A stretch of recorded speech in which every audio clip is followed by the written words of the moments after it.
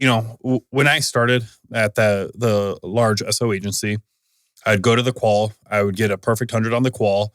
I got the little range expert marksman pin, whatever it was. If you do it 3 times, you get, or 3 perfect ones in a row, you get that pin, right?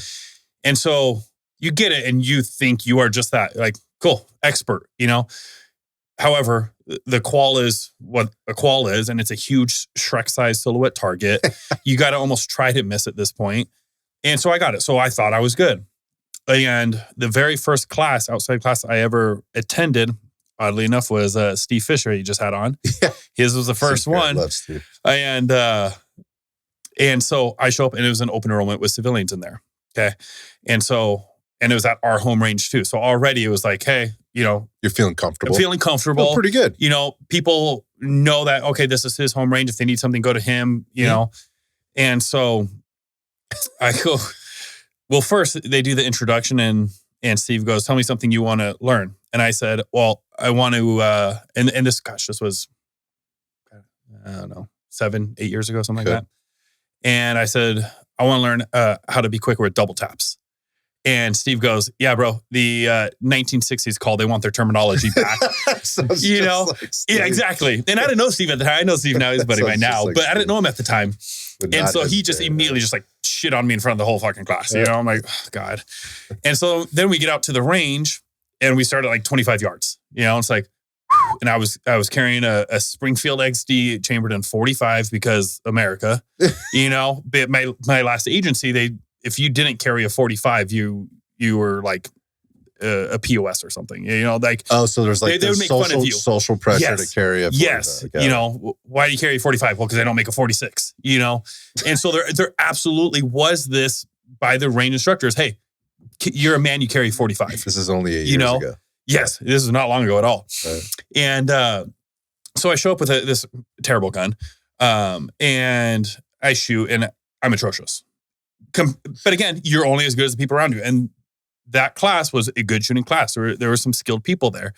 And right then and there, I'm like, oh, I'm not this range expert marksman pin wearing guy that I thought I was. Mm-hmm. And now I realize, wow, that ceiling is way higher than I thought. And it takes a level of humility to be able to go there, suck ass in front of everybody and go, well, I guess I need to do this more. And then you go to the next class knowing you're still probably going to suck. But at that point, that's kind of how like my journey started is, hey man, I ate that slice of humble pie, embarrassed myself in front of everybody. It's good. It's fine. That's what you kind of have to do.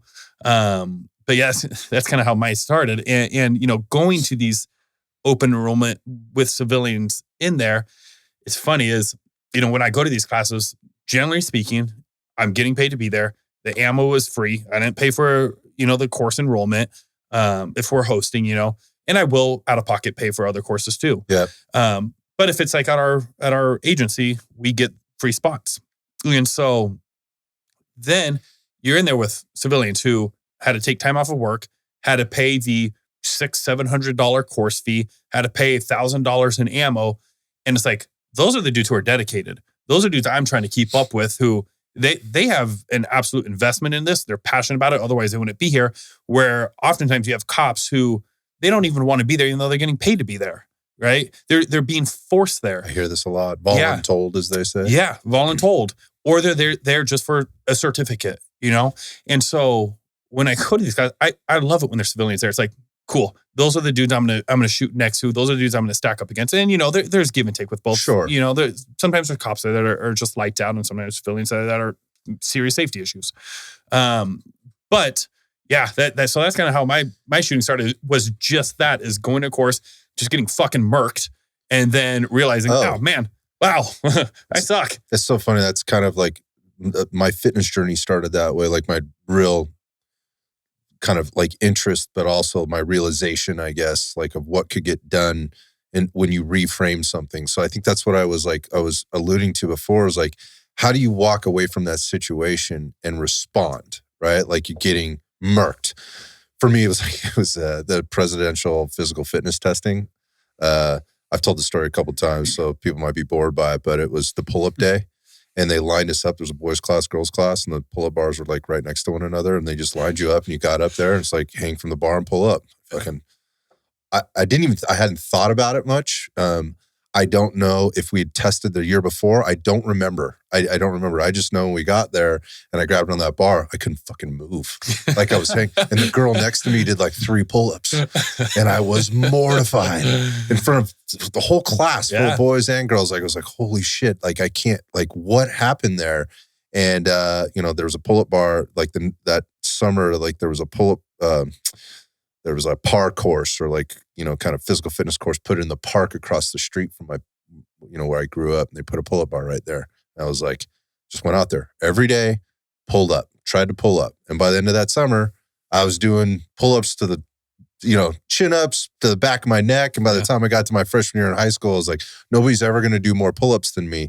And that was just the response. So again, that was, it started down the journey that I went on. But the point of that was I walked away from that going, I can either run with my tail between my legs and never speak about this moment ever again. Yeah. Right. Yeah. Not think about it and never approach that hard thing ever again. Or I can go out there and I can actually make an effort. And in this case, I didn't need a coach.